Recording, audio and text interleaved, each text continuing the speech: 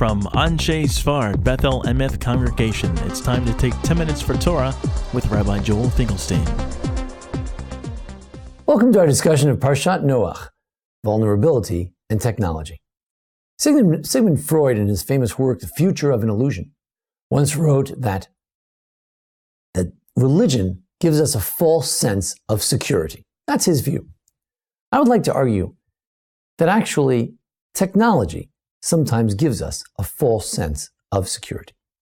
We've argued in other webcasts that the project of the Tower of Babel was the beginning of some sort of technology. It's a commentary on the notion of human efforts of technology. And what is it trying to do? It's trying to avoid the vulnerability.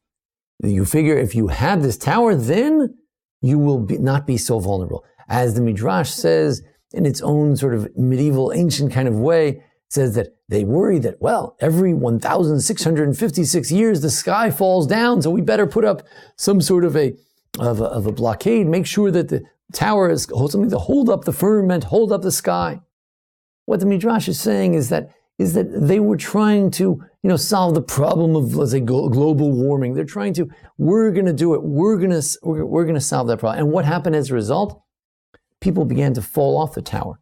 How often we build something technological, and 3 people died building the Brooklyn Bridge, 96 people died building the Hoover Dam. Technology itself sometimes brings a certain vulnerability as well. In the Midrashic vision, people falling off the tower as they're building it.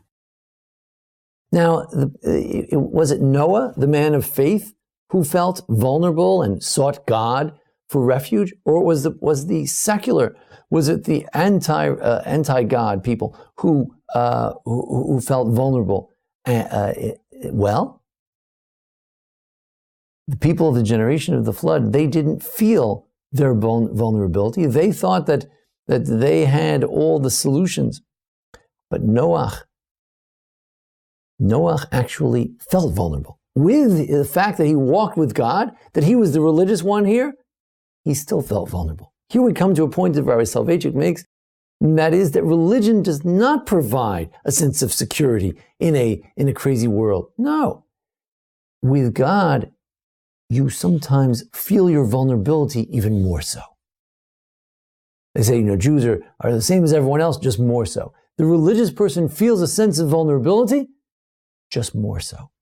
He's acutely aware of his loneliness, says Rabbi Soloveitchik.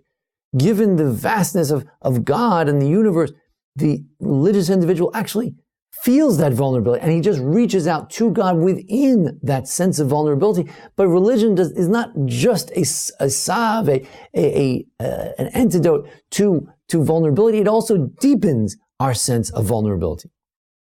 If we felt like the people in the Tower of Babel, that we were impregnable, that there was no way to bring us down, then we wouldn't need God. But when a person feels the greatest vulnerability, that's when he reaches out to God from the sense of vulnerability. So a person of religion actually has more of a sense of vulnerability.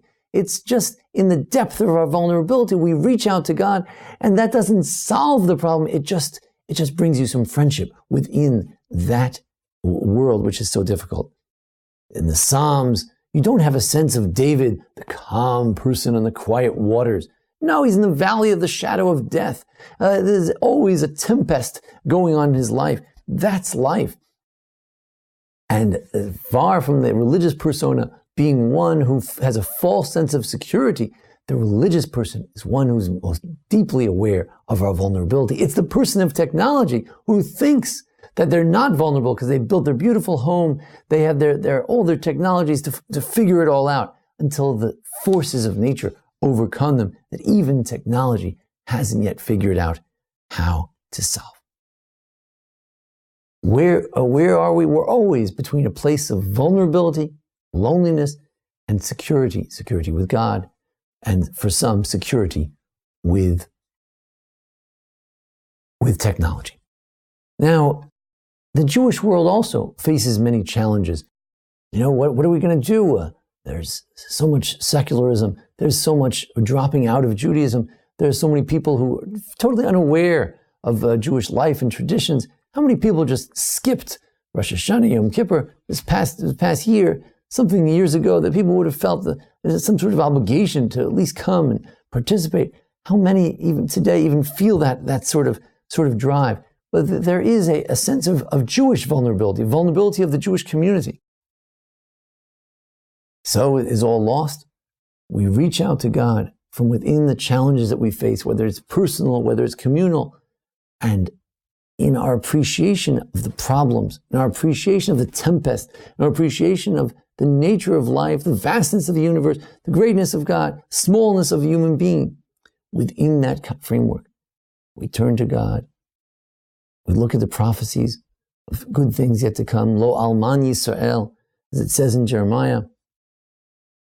The Jewish people are never orphaned. We do have a Father in heaven. Does that mean that we have a false sense of security? No. A Jew is always acutely aware of their environment, challenges of life. At the same time, a Jew turns to God from within that sense of vulnerability. And does it solve the problem? No. But it's good to have a friend at a time of trouble. Noah in the boat was not a secure person clinging to God. He didn't know when would this flood be over. The Tzror Hamor suggests, the Rabbi Avraham Sevan, he suggests that actually the ark was not this place of security. It was a place of punishment. He was punished to be in the smelly ark with all the animals. God does not provide the answer to all of our questions. God helps us live more deeply with the question, more deeply with issues of being human being. But because he walked with God, there is some sense of security.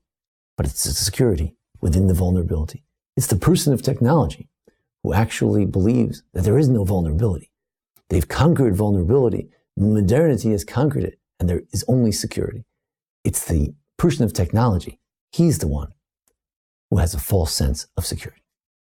Thank you for joining us here at the Anshe Sfar Bethel Emeth Congregation for a discussion of Parshat Noach. Join us each week for a discussion of the Parsha, various holidays, how-to videos, Judaism for beginners. Welcome. Always join us here at the Anshe Sfar Bethel Emeth, Memphis, Tennessee. Thank you.